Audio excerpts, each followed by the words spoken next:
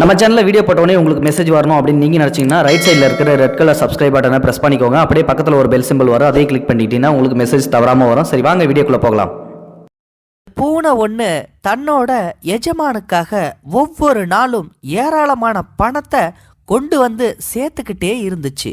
இந்த பூனை இவ்வளவு பணத்தை எங்கேருந்து கொண்டு வந்து சேர்க்குது அப்படின்னு சொல்லி அந்த பூனையுடைய முதலாளி அந்த பூனை போகிற இடத்துல சிசிடிவி கேமராவை வச்சார்.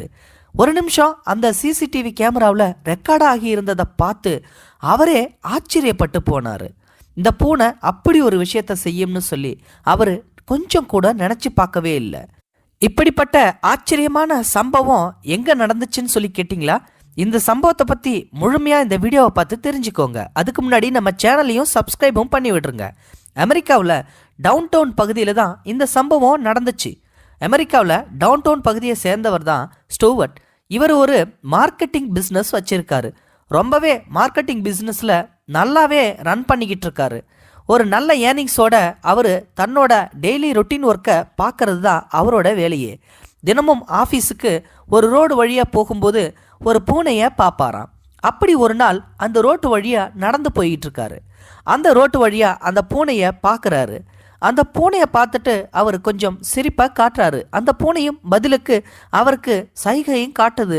அதுக்கப்புறமா தினமும் அந்த பூனையை பார்க்குறது, அதுக்கப்புறம் அந்த பூனைக்கு ஏதாவது ஸ்நாக்ஸ் கொடுக்கறது, ஃபுட்டு கொடுக்கறது, இந்த மாதிரி வேலையை அவர் தினமும் செஞ்சுக்கிட்டே இருந்திருக்காரு. ஒரு நாள் அவர் ஆஃபீஸுக்கு லீவு, அதனால் அந்த பூனைக்கு அவர் சாப்பாடு கொடுக்கணுன்றதுக்காகவே அங்கே போயிருக்காரு. ஆஃபீஸுக்கு லீவுன்றதால அவரால் கரெக்டான நேரத்துக்கு போக முடியல. அவரை எதிர்பார்த்துக்கிட்டு இருந்த அந்த பூனை அங்கேயும் இங்கேயும் சுற்றி முற்றியும் பார்த்துக்கிட்டே நிற்கிது. இதை பார்த்து அவர் நமக்காக இந்த பூனை வெயிட் பண்ணிகிட்டு இருக்குது போல, இப்படிப்பட்ட ஆச்சரியமான பூனை நம்ம கூட இருந்தால் என்ன அப்படின்னு சொல்லி அவர் முடிவும் பண்ணுறாரு. அந்த பூனையை அந்த ரோட்டோரத்துலேருந்து தூக்கிக்கிட்டு வந்துடுறாரு. இது ஒரு ரோட்டோர பூனை தான், வெள்ளையாக கொழு கொழுன்னு இருக்குது. அந்த பூனையை பார்த்து அவர் ஆசைப்பட்டு தன்னோட ஆஃபீஸுக்கு தூக்கிட்டு போய் அங்கே விடுறாரு. இனிமேல்ட்டு இந்த பூனையை என்னோட சேர்த்து நான் வளர்க்க போகிறேன். இந்த பூனைக்கு 3 வேளையும் சாப்பாடு எல்லாரும் சேர்ந்து தான் கொடுக்கணும் அப்படின்னு சொல்லி ஆஃபீஸ் ஸ்டாஃபுங்க எல்லாத்துக்கிட்டையும் சொல்கிறாரு.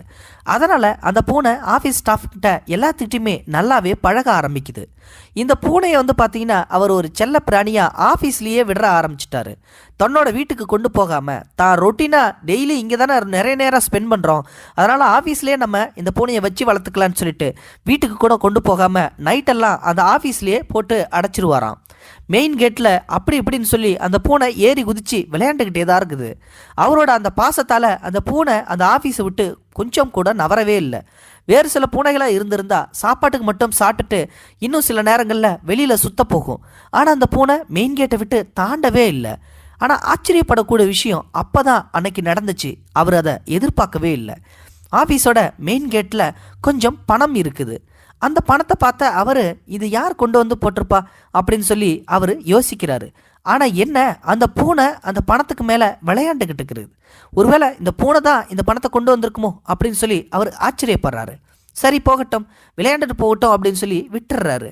அந்த பூனை அப்படியே ஒவ்வொரு நாளாக பணத்தை சேர்க்க ஆரம்பிக்குது. ஒரு 2-3 நாள் கழித்து பணத்தை நிறைய பார்க்கவும் ஸ்டூவர்ட்டுக்கு கொஞ்சம் பயம் வந்துடுச்சு. என்ன இந்த பூனை நிறைய பணத்தை கொண்டு வந்து இவத்தை போட்டிருக்கு அப்படின்னு சொல்லி அவருக்கு ஆச்சரியமாகவும் இருக்குது. அதுக்கப்புறம் தான் தன்னோட ஸ்டாஃபுங்க எல்லாத்தையும் கூப்பிட்றாரு. மெயின் கேட்டில் நிறைய பணம் இருக்குது, அந்த பணத்தை யார் கொண்டு வந்து போடுறது அப்படின்னு சொல்லி விஷயத்தை கேட்குறாரு.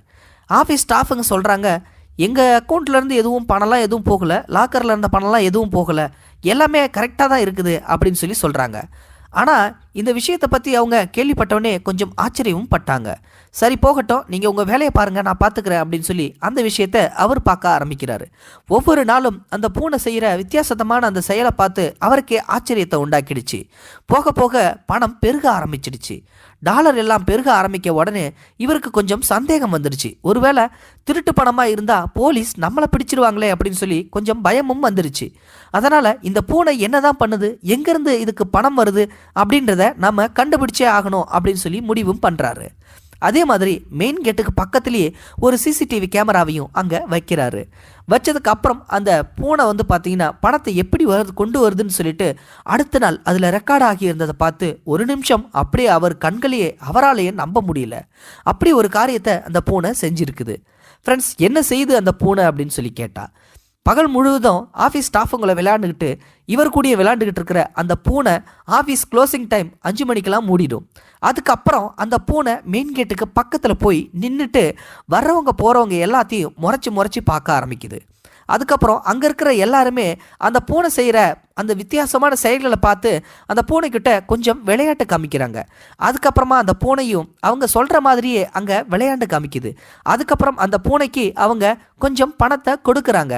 அந்த பூனை அந்த பணத்தை ஓடி வந்து லபக்குன்னு பிடிச்சிட்டு உள்ளார போட்டுருது. அதுக்கப்புறமா அந்த பணத்தை எடுக்கிறதுக்காக அவங்களும் கையை விடுறாங்க. ஆனால் அந்த பூனை அதை கொடுக்க மாட்டேன்னு சொல்லி பிடிவாதம் பிடிக்குது. இதை பார்த்து அவங்களுக்கு ரொம்பவே சந்தோஷமாகவும் இருக்குது.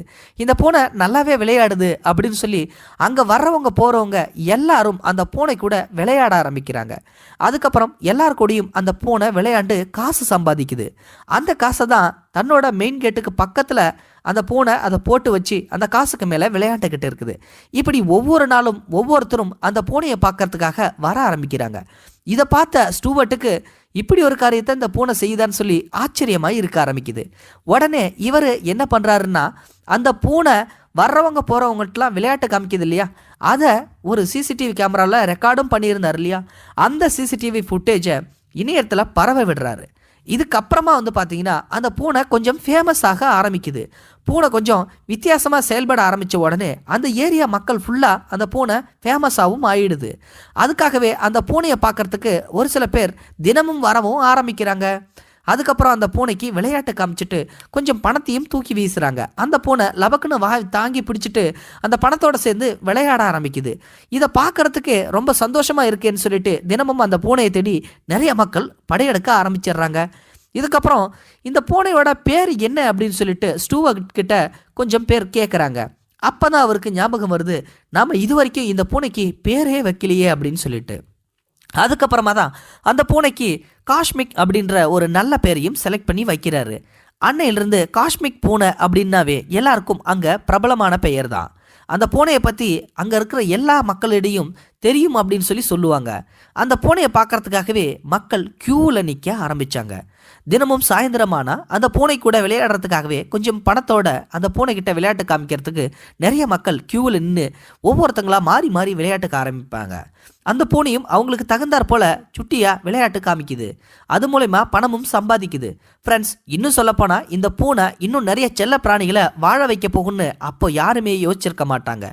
ஏன்னா இந்த பூனை சம்பாதிக்கிற இப்படி ஒவ்வொரு காசும் சம்பாதிக்கிற என்ன பண்ணுறாரு ஸ்டூவர்ட் அப்படின்னா, வாயில்லாத இந்த செல்ல பிராணிகளுக்கு ஒரு ஹோமே வந்து ரெடி பண்ணுறாரு.